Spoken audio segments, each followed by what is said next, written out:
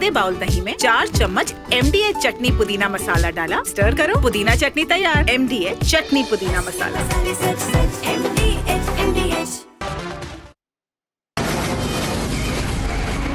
From the Republic Media Network headquarters, it's time for Arnab Goswami on the debate.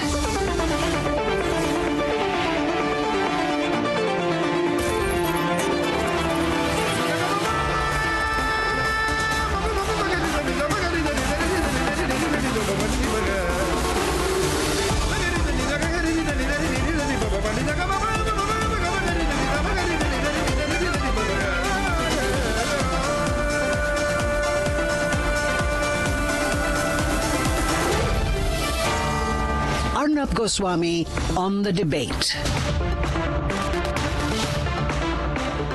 Ladies and gentlemen, today is a very big news day, and we've been bringing the news of Trump killing Khamenei directly and the consequences of that through the entire day. Now, it's also important, ladies and gentlemen, to look at the bigger picture, and so I'll start with talking about what impact this has on us and what line we are to take. Technically speaking, we are told we are not taking any line on this. We are being balanced. We are being non-aligned. But is it possible to be balanced? Is it possible to be non-aligned?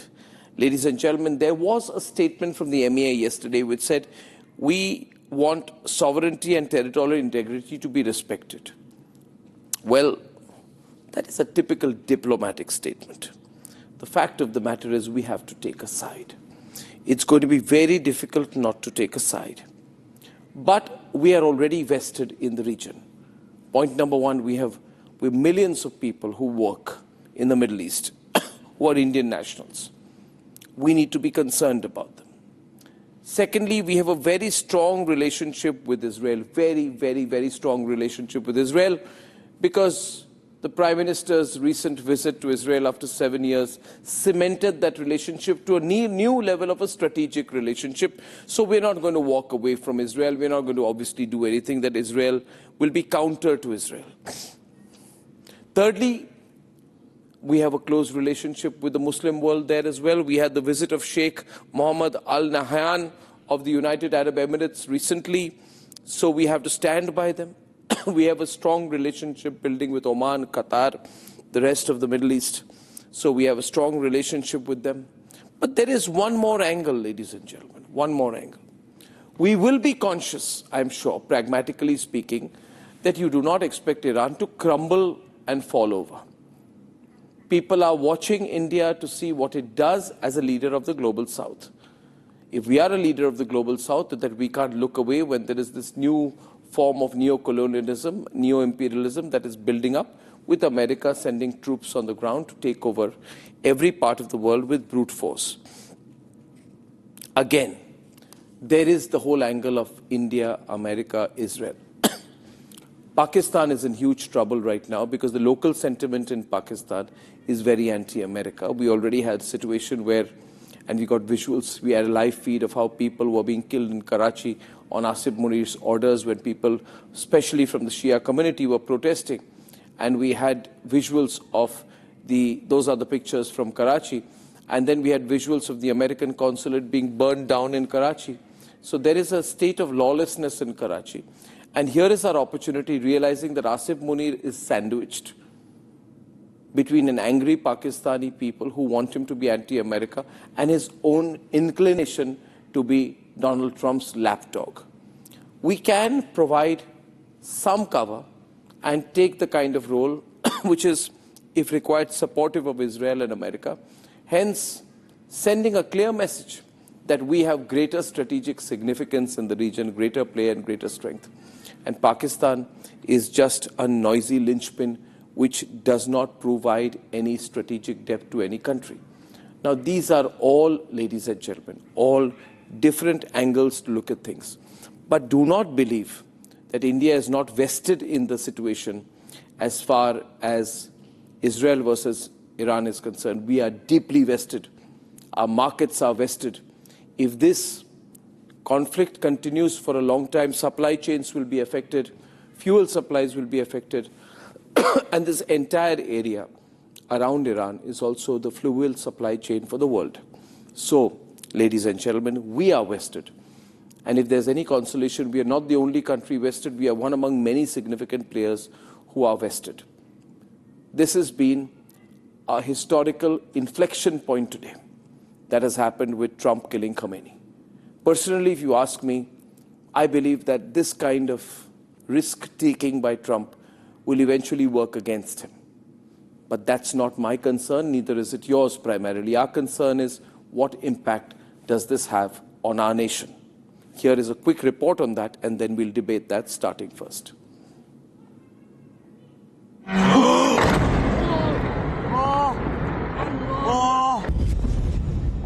West Asia is burning.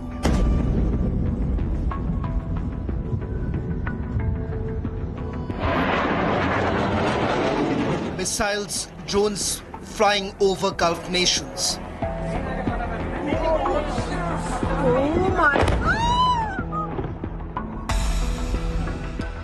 India is reaching out to countries affected, reiterating its call for diplomacy. Amidst the chaos, India calls for restraint.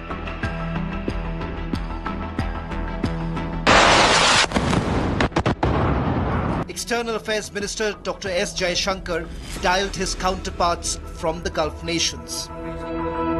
Israel's Gideon Saar, Iran's Syed Abbas Araghchi, UAE's Sheikh Abdullah bin Zayed Al Nahyan, Saudi Arabia's Prince Faisal bin Farhan, Qatar's Sheikh Mohammed bin Abdul Rahman bin Jassim Al Thani, Kuwait's Sheikh Jarrah Al Sabah, Bahrain's Abdul Latif bin Rashid Al Zayani. Dr. S. Jaishankar reached out with one clear message to de-escalate, as he received assurance about the safety of Indians stuck in war-zone areas. While back home, protests are underway.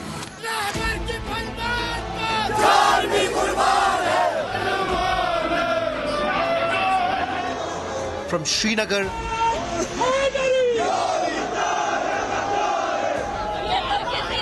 to Lucknow,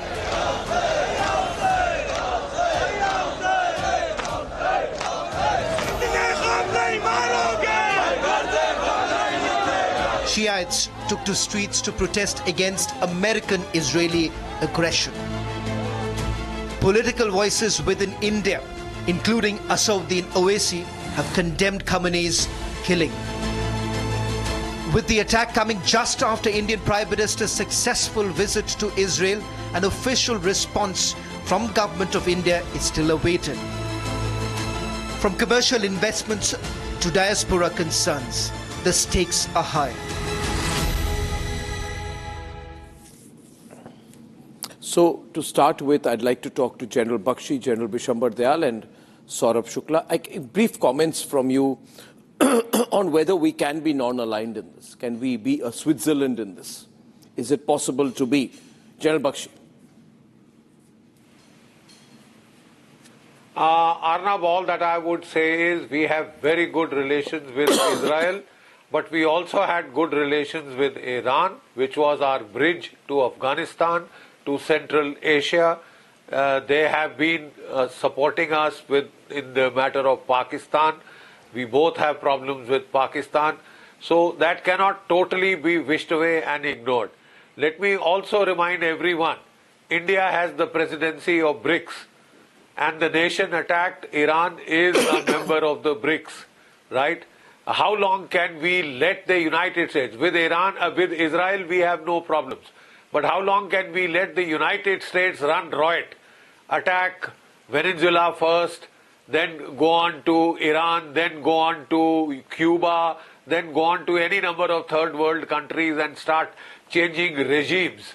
You know, you can't go back, regress back to an area of a new colonialism, this time led from Washington. That the world will have to stand up against, and India will have to be counted. India will have to be counted. We are in a cleft stick because unfortunately we have to see that, even Israel cannot be allowed to go under. We have very strong relationships with them. But there is a point at which I think we can play a constructive role. We had good relationships with both Israel and Iran. We can here make a bid for peace. We can make a bid for a stand down and a ceasefire. Maybe not immediately in the next 2-3 days because sentiments are very high on both sides. But when the ammunition starts running low, when the losses mount on both sides, casualties mount on both sides, they will be more willing to talk peace, and then I think India can play a constructive role. For once, play that constructive role. Damn it, you have good relations with both sides to play a constructive role. And, I'm not sure. Do we have that kind of say in this? I mean, or are we? Not now. Are we only going Give to it 2-3 days? Are we only going to calculate? Should we only calculate on the basis of what our immediate interest is? What would our immediate interest will be in this situation? Which side do we stand to gain more from? Is the question, General Dayal. Arnab, thank you, and so very kind of you to invite me for this. Arnab, I'm quite candid on this, that please don't mind, we are irrelevant in this whole game. The India, China, and Russia, it is an issue of their credibility today in the world order. In the new millennium, there are 5 powers there are 5 centers of power: military power, economic power, national power.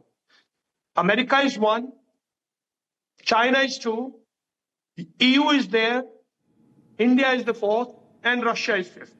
Russia and EU, or Russia and European Union, are already involved in a war in Ukraine. India has been absolutely silent. Actually, 2019, when we withdrew from Iran's oil, that was the time to question America. Nobody questioned. So now you cannot question your friendship with Iran. You gave away Iran long time back. You have a friendship with Israel. And I'm telling you, in this particular conflict, there's no relevance of Israel to us. It is our diaspora. It is our 1 crore plus people working in this area, our $150 billion coming from this area, our energy going through this area, South Asia, Southeast Asia, southern, these portions are severely affected. Our communication to the West is breaking. Communication, when I say lines of communication, our air travel will be broken. Our inflation may go up. We are severely affected, but we are irrelevant. We will have to accept this fact. Except issuing these statements, you can do nothing much.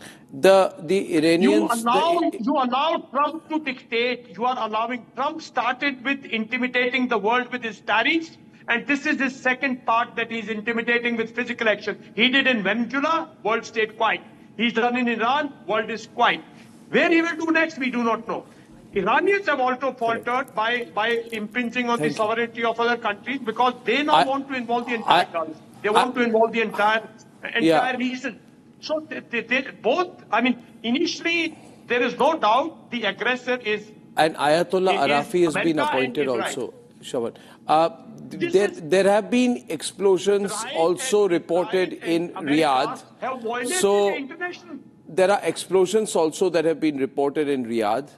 And within, I mean, the Iranians realizing that you cannot have too much of a power vacuum for too long a time, have appointed a fairly significant Shia cleric called Ayatollah Arafi as the interim supreme leader. Now, Ayatollah Arafi is about 67 years old, right? He is very, very conservative.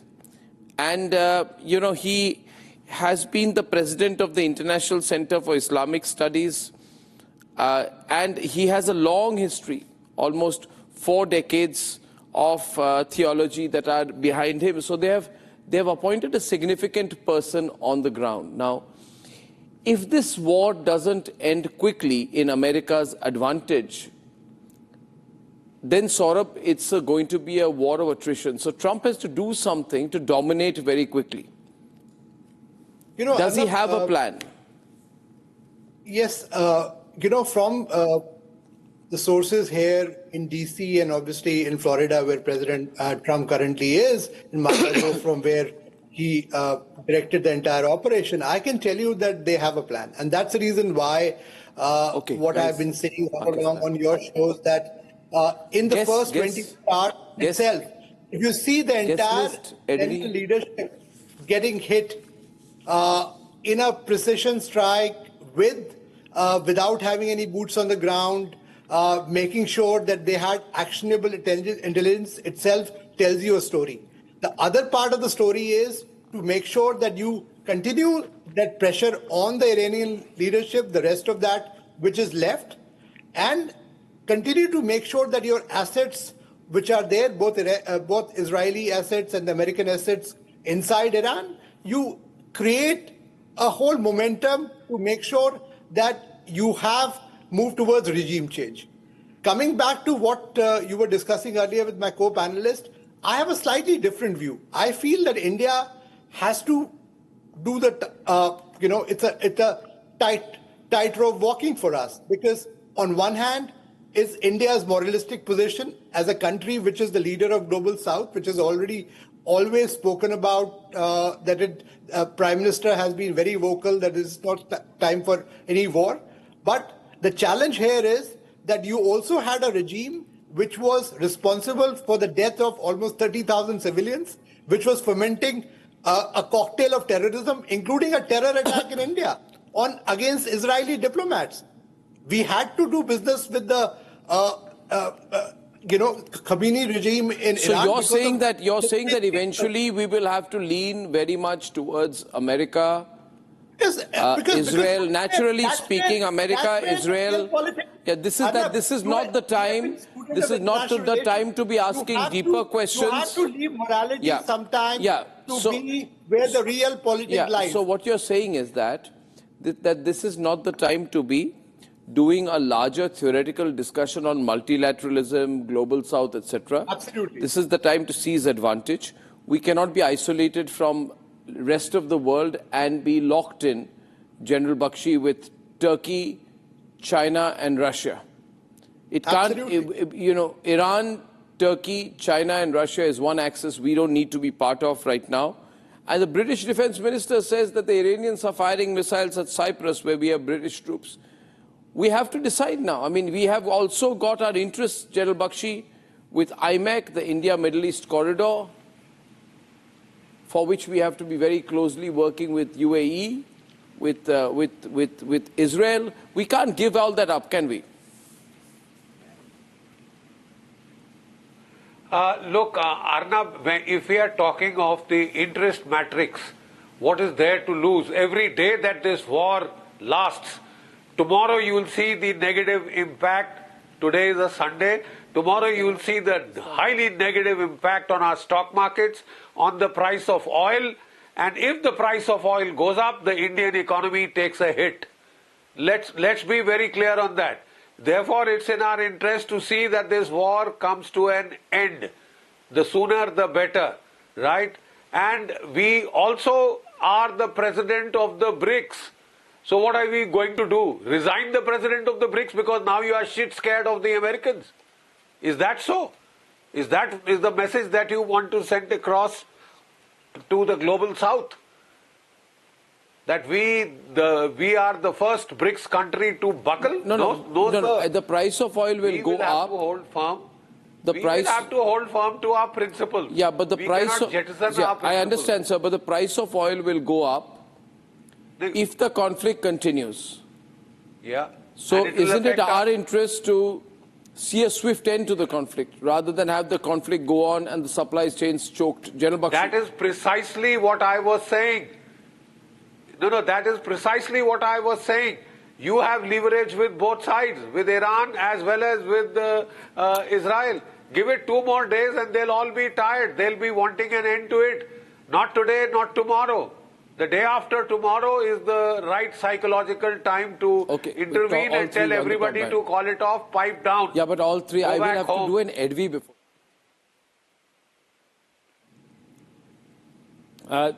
General Dayal, you wanted to come in on that. Arnab, see, what Iran thinks, how India can influence Iran really does not matter. Iranian foreign minister has very categorically said that we are willing to abide by you. He had told the vice president of America. He had openly, this was in news, this was everywhere. He had said, we are willing to go by what you want to do on the nuclear aspect. Right? You wanted to eliminate the Khamenei, you eliminated it. So as far as Iran is concerned, India can very little further tell them to surrender and things like that. So irrelevant. Let's be real politics. As far as Israel and America is concerned, and in fact, to talk of this matter is putting a doubt question mark on. Our Prime Minister was there 3 days back.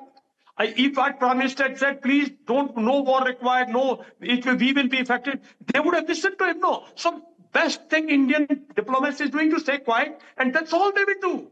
India actually, Arnab, these events, international events, you got to read 10 years from now, what impact, how impact. Now, how do we lean towards America? I mean, what is there to be leaning towards America? India has stood firm. 98, 99, we also suffered. In 98, we also suffered their sanctions law, and we came out of it. India is a power by itself. Like I said, there are 5 power centers. India is a power by itself. How to exercise this power, how to influence the world, how to influence European Union, how to influence nations which are not involved in this war, to say that stop this war, let's boycott America. If America continues with this war. Now, as we observe this, and we are more concerned about the impact on the business climate, ladies and gentlemen, I'd like to show you full-frame pictures of what happened in Pakistan and what is going to happen in Pakistan and what continues to happen in Pakistan. Now, sentiments in Pakistan are very high. Remember, there's a large Shia population. 12 Pakistanis have been killed. This is my latest information on shooting by paramilitary on Asif Munir's instructions. Asif Munir says shoot to kill, and 12 people have been killed in Karachi, where there were a lot of protests. As more casualties emerge, the numbers of people who have been killed in Karachi by Asif Munir and the security forces becomes public, the protests and the clashes are increasing. Organically, these clashes have also happened when there were some people angry with America in Pakistan who breached the outer wall of the American consulate in Karachi and set some part of the consulate on fire. To defend the American consulate, orders were given by Asif Munir to open fire, in which 12 people have been killed. Now in Skardu as well, which is a northern city, Pakistani protesters set fire to the UN office. The American consulate in Lahore has also been attacked by hundreds of protesters in Pakistan. And various Muslim groups have called for non-stop protests against the Americans. In Islamabad, the whole area around the American embassy has been blocked. Pakistan has one of the largest Shia populations in the world after Iran, and American installations are under attack. There has been no statement from the ISI, from Asif Munir, but clearly they are under pressure right now. These are the visuals, and we have a live AP feed also from Karachi. I don't know if that feed is on right now. Well, we have with us, Major Nadeem and Asim Raza. What will Asif Munir's position be? And 12 Pakistanis have been killed in Karachi by the security forces. These pictures are being relayed everywhere. Pardon me? Sarji, Asif Munir has nothing to do with this. Okay, the Inspector General Police is there, the provincial governments are there, they have got the IGs, Inspector General Police. Definitely their duty is to enforce law and order in the area. The incident definitely is very sad, very unfortunate, very tragic. We all condemn, the government of Pakistan has condemned it. But the Pakistani government cannot allow protesters to burn the embassies and attack on any of the embassies. right? They are in our protection. So definitely we are standing, and police has to fire when they see okay, this is now imminent, and they have to stop these processions. So Pakistan people should also realize definitely the anti-American sentiments are growing in the whole world. Okay? But definitely we have to stop that. We cannot allow protesters or anybody to take the law in their hands, right? But you are an American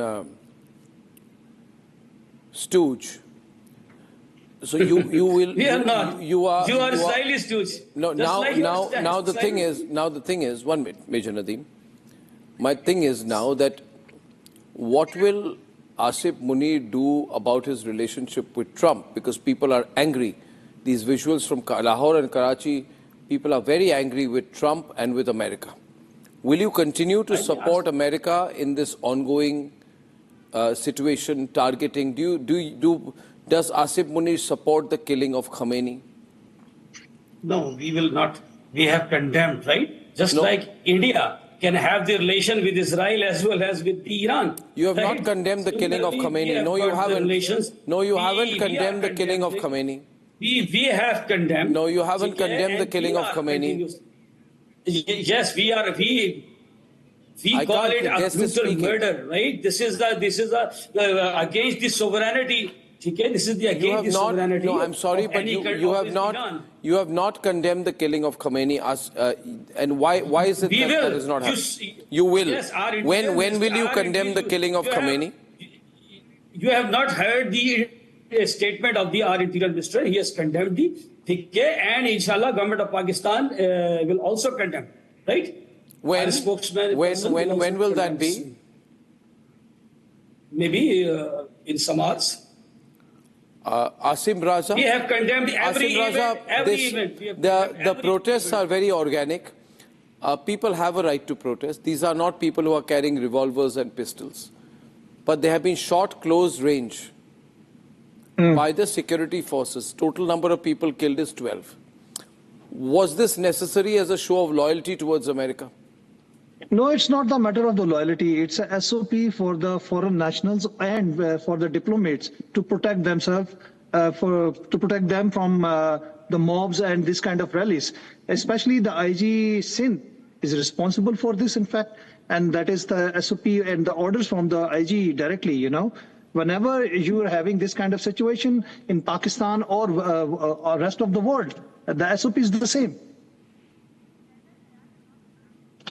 I'm sorry, but this is serious. Haider Hayat is with us. Haider Hayat, 12 Pakistanis have been killed by the security forces for coming out in support of Khamenei.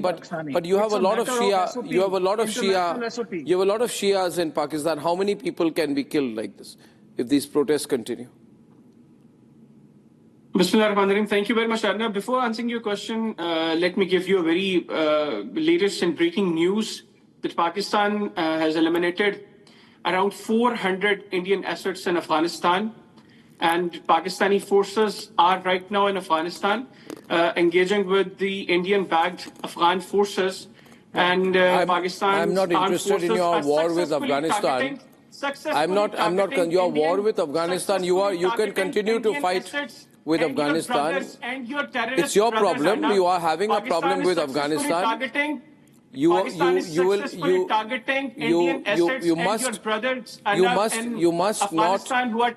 not kill innocent Afghan people, but that is something which you will handle. I'm saying your army is fighting Afghanistan.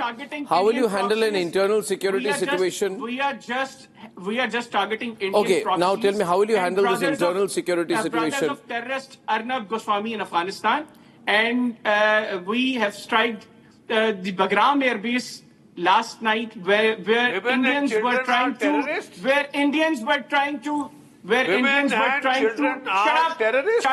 shut up, General, and listen to me first. Hayat, keep your dirty mouth shut, please. Can you just keep your dirty mouth shut if you don't know how to talk to him? You shut up, Arnab. Listen, first you must get a little more fit. Reduce his volume. No, why are you letting him speak? When I told him to shut up, why do our producers not listen to me? I will not speak at this level. General Dayal, do not wrestle with pigs. Please switch him off. No, we Arnab, don't please wrestle listen with to me pigs, and perfectly. therefore I will not respond to him.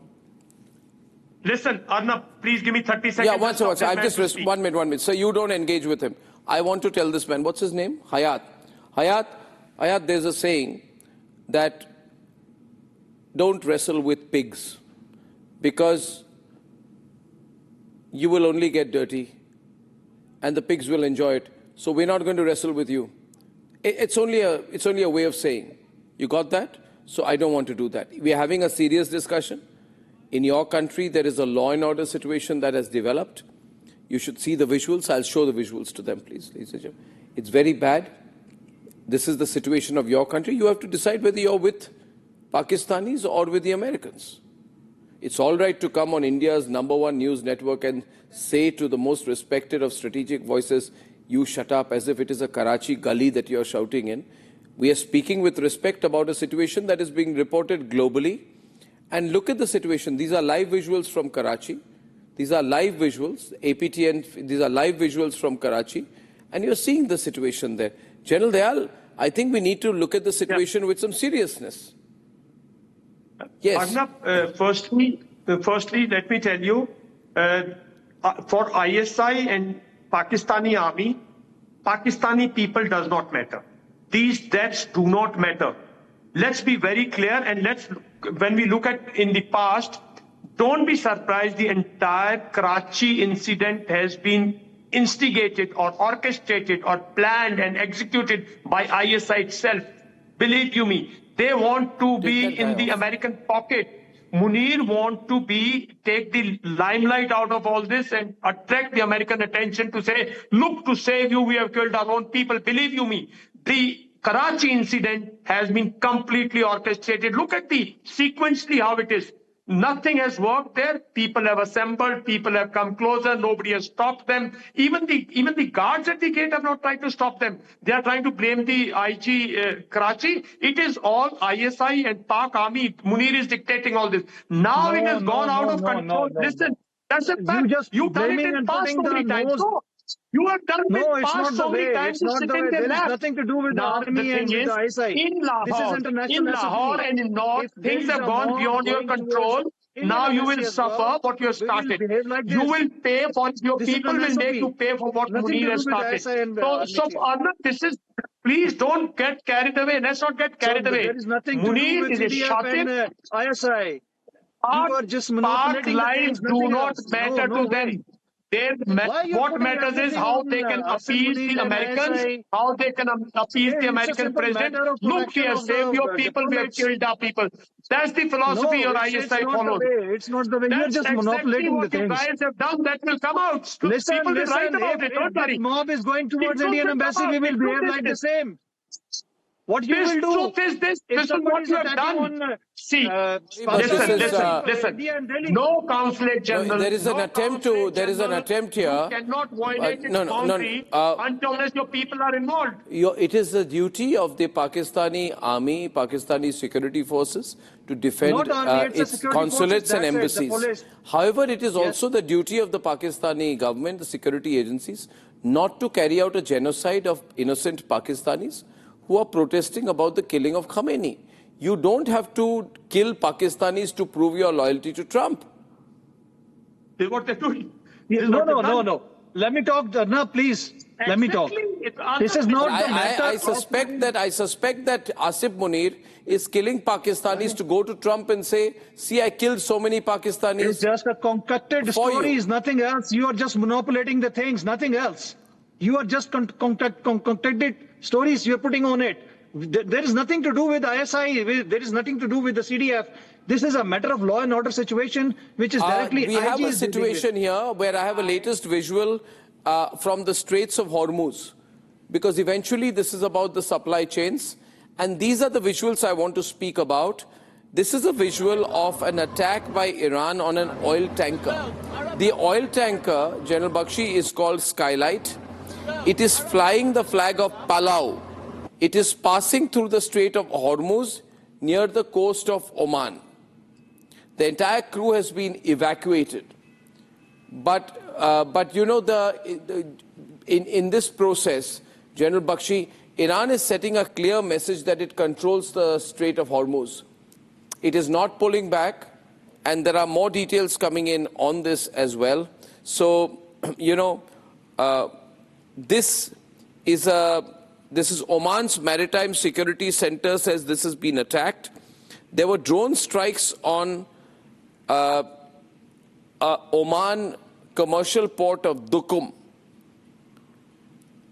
And this attack is an attempt by Iran to establish its continuing strategic dominance over the Strait of Hormuz. General Bakshi, is this going to become a global war? Because eventually it is about oil supply chains. There's much at stake here right now. And as I'm reporting all this, I'd like to also share that in the first response that has come in from Russia, President Putin has expressed deep condolences over the killing of Khamenei. General Bakshi.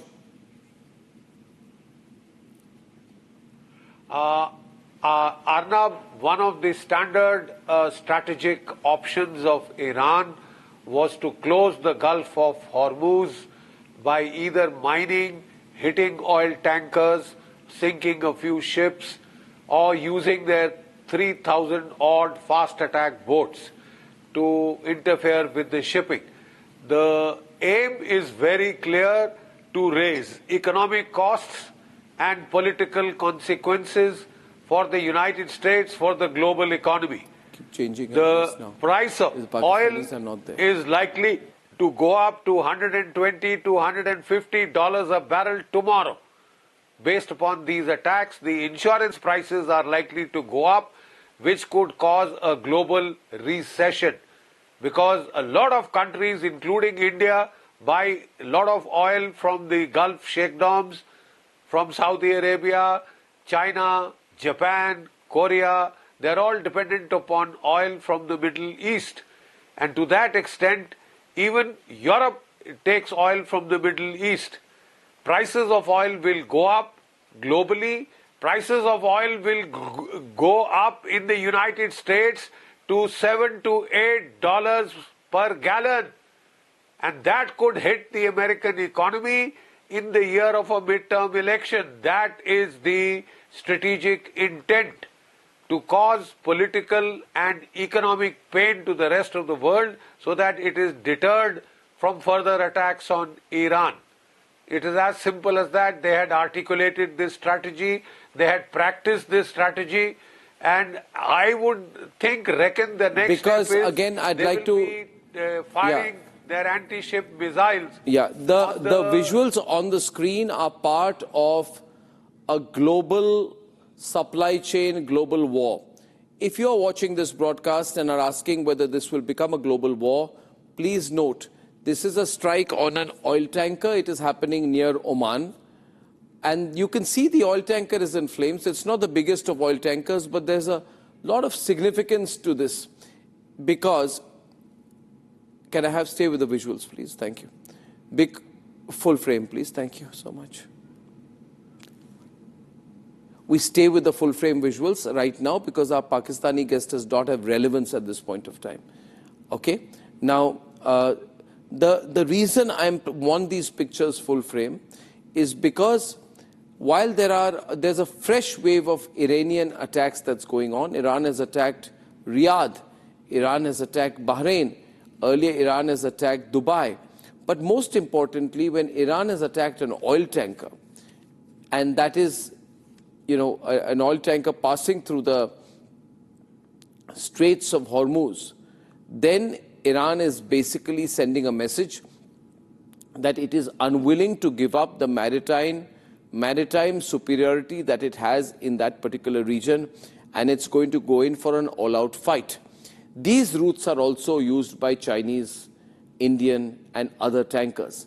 And while a new Iranian leadership takes over, which is Ayatollah Arafi, a 67-year-old high-ranking cleric, has taken over. And there is a new head of the IRGC, which is the Iranian army. At this point of time, it is very important that Iran sends out a message that it is not going to capitulate. And therefore, this can become a bigger global war. This can get more countries engaged. This has impact on China and Russia. They are not going to be quiet. So if the American ships which are in the region move in, then we can expect some counter-action also from the Iranian side, maybe supported by the Chinese. In that sense, General Bakshi, looking at a very broad picture right now, and though Putin has been very measured, do you think this is going to become a global conflict in the Middle East, centered in the Middle East, like the First World War and the Second World War were Europe-centered? Do you think this becomes the start of a preemptive beginning to a Third World War? It could spiral out of control due to accidental escalation. Don't forget, Arnab, there are 2 Russian warships and 2 Chinese warships in this region. In Bandar Abbas and Chabahar, they were carrying out exercises with the Iranian Navy. Any accidental engagement of Russian or Chinese vessels could easily lead to an unintended escalation. An unintended escalation, therefore, the urgency of now stopping this spiral of continuing violence. And that is what I said. Immediately, if you ask for a ceasefire, nobody is in a mood for a ceasefire right now. But give it 3, 4 days, 5 days, both countries, both sides would have exhausted their stocks of munitions, their missiles, their rockets, and their interceptor missiles. And that is the stage they will be looking for an off-ramp. That is where you could help. Perhaps you could help, because it equally is costing you. The rise of the price of oil is going to impact the Indian economy as well. So we cannot simply wish it away and wash off our hands and say we will make anodyne statements and that's all, and then we can get away with it. I'm afraid it affects us all. It affects us all.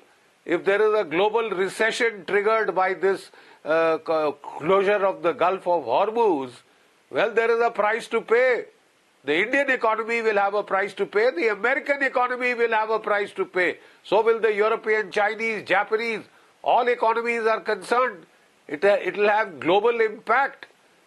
It will have a global impact. That is why this war was started by the Americans on a weekend, so that the stock markets would be closed. Now Iran is saying it is closing the Strait of Hormuz. Let's stay with that map, and the visual very, very, very striking here. And Houthis are saying, if the Iranians... And the Houthis are saying they are going to close the Red Sea. Yeah, if the Houthis close the Red Sea and Iran closes the globally important choke point of Hormuz, then it has a huge impact on oil, fuel supplies, and then over the Straits of Hormuz, we could have a big war. So I'll take a small break at this point, ladies and gentlemen.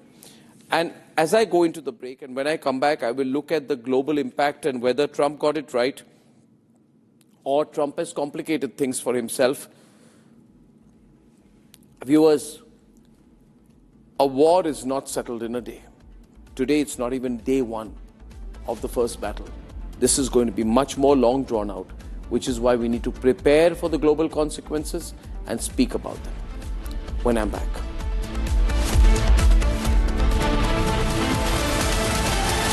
ये है secret recipe MDH का जीरा SIP जल जीरा मसाला। SIP SIP जीरा SIP MDH का जल जीरा सिप MDH का जल जीरा सिप।